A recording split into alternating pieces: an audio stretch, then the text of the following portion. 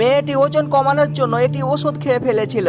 এমনকি মেয়েটি প্রথম দিন থেকে পিৎজা খাওয়া বন্ধ করে দেয়। তার বাবা মা পিৎজা খেলেও তার প্লেটটি কিন্তু ফাঁকা ছিল। সে ভাবছিল এবার হয়তো আমি মোটা হওয়া থেকে ছুটি পেয়ে যাব।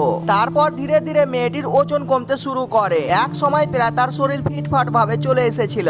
কিন্তু যখন খাবারটি খেতে যাবে তখন খাবারটি উঠানোর পরে গন্ধ সহ্য করতে পারে না। মনে হচ্ছিল বমি চলে আসছে, পানি খেতে গেলেও পানি খেতে পারে না, আর তার ওষুধগুলোকে ডাস্টবিনের মধ্যে ফেলে দেয়। আবারও যখন কলা খেতে যাবে বা অন্য অন্য ফলমূল খেতে গেলে তার সহ্যই হয় না গন্ধ।